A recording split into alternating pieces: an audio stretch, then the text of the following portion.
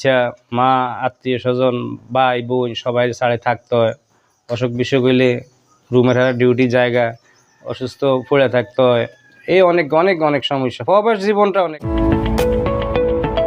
বিসমিল্লাহির রহমানির রহিম। প্রিয় বন্ধুরা, আসসালামু আলাইকুম। আমি সোহাগ, সবাইকে স্বাগতম জানাচ্ছি। আজকে আমরা এমন এক ভাইয়ের সাথে কথা বলবো, যিনি দীর্ঘদিন প্রবাসে অতি কষ্ট মাথার ঘাম পায়ে ফেলে শুধুমাত্র পরিবার প্রিয়জনের মুখে হাসি ফুটাতে দিনরাত পরিশ্রম করে গেছেন। সে দীর্ঘ পরিশ্রম, তার কী কী ত্যাগ আর কী অর্জন, সেসব নিয়ে আজ কথা বলবো। চলুন কথা না বাড়িয়ে ভাইয়ের কাছ থেকে বিস্তারিত জেনে নেয়।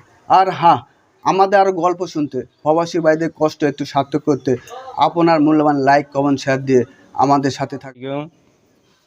আমার চাঁদপুর ডিস্ট্রিক্ট কচুয়া থানা, গ্রাম আকানিয়া, নাসিরপুর। আমার নাম মোহাম্মদ তাজুল ইসলাম। আমি প্রবাস জীবনের গল্প বলতেছি। আমি 1998 সালে আমি কুয়েতে গেছি। তো যাওয়ার পরে প্রথম অবস্থায় খারাপ লাগে, অনেক খারাপ লাগছে। তারপরে অনেক দেশ ঘুরছি, বর্তমানে এখন ওমানে আছি। আলহামদুলিল্লাহ ভালো আছি। অনেক জড়তবান গেছে, কিন্তু এখন ভালো আছি আলহামদুলিল্লাহ। হওয়ার জীবনের এটা অনেক কষ্ট। আমি যখন 1998 সালে আমি কুয়েতে যাই, ওই সময় জায়গা অনেক সস্তা ছিল, হয়তো মাত্র 20,000 টাকা বেশি জায়গা। এখন এই জায়গার দাম তো 60 লাখ টাকা। তবে করছি আলহামদুলিল্লাহ, বহুত কিছু করছি, কিন্তু ওরকম জায়গা আর কিনতে পারিনি আমি। টাকা রুজি করছি, ফ্যামিলি। অনেক কষ্টের জীবন না, প্রবাস জীবন অনেক কষ্টের জীবন। এই টাকা পয়সা রুজি করছি ঠিক আছে, কিন্তু ওরকম জায়গা আর কেনার মতো আর তৌফিক দেয় নেই। কেন 60-70 লাখ টাকা, 20,000 টাকার জায়গা এখন 60-70 লাখ টাকা। তা আলহামদুলিল্লাহ সব মিলে আলহামদুলিল্লাহ ভালো আছি। এই আর যারা বিদেশে যাইতে চান, বিদেশের পরিস্থিতি এখন তেমন আলহামদুলিল্লাহ এখন ভালো আছি, ফ্যামিলিও সন্তুষ্ট আছে আলহামদুলিল্লাহ, মোটামুটি অনেক ভালো। আমি তো অনেক বছর যা 25 বছর বিদেশের বয়স হয়েছে, এখন অনেক জড়তবান উঠাইছি। এখন আলহামদুলিল্লাহ ফ্যামিলি নিয়ে সবাইকে নিয়ে এখন অনেক ভালো আছে আলহামদুলিল্লাহ। আল্লাহর কাছে লাখ লাখ শুকুর। বাকিটা বলতে পারি না, সামনে কি অবস্থা হয় জানি না, তবে এখন ভালো আছি বর্তমানে আলহামদুলিল্লাহ। বিদেশের পরিস্থিতি এখন ভালো না বেশি, তারপরে তো অনেক কষ্ট। বউ বাচ্চা, মা, আত্মীয়-স্বজন, ভাই বোন সবাই ছাড়ে থাকতে হয়। অসুখ বিসুখ হইলে রুমের ডিউটি জায়গা, অসুস্থ পড়ে থাকতে হয়।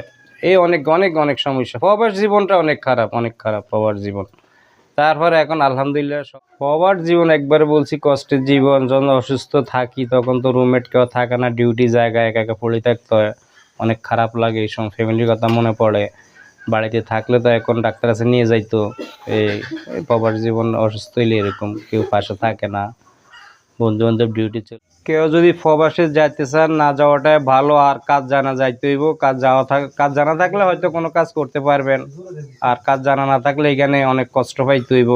প্রবাস জীবন এখন অনেক খারাপ, না যাওয়াটাই ভালো। আর যাইলে বুঝে শুনে যাইতে হইব, কাজ জানা থাকতে হইব, তারপরে গেলে কিছু হয়তো করা যাইব। তাহলে টাকা পয়সা মার খাইতে হইব, আর দালাল দিকে যাইতে হইব। অনেকে ভুল পথে নিয়ে যায়, নিয়ে টাকা পয়সা মাইরা দেয়, ঠিকমতো ভিসা দেয় না, জাল ভিসা দেয়। দেখে শুনে যাইতে হইব, এটা না যাওয়াটাই ভালো। আর কাজ জানা থাকলে যাওয়াটাই ভালো, কাজ জানা না থাকলে না যাওয়াটাই ভালো।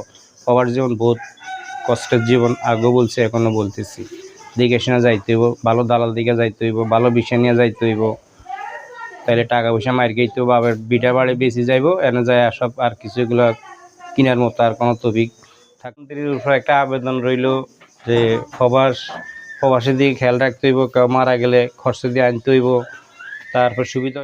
আমাদের আরও গল্প শুনতে, প্রবাসী ভাইদের কষ্ট একটু সার্থক করতে আপনার মূল্যবান লাইক, কমেন্ট, শেয়ার দিয়ে আমাদের সাথে থাকার অনুরোধ জানাই।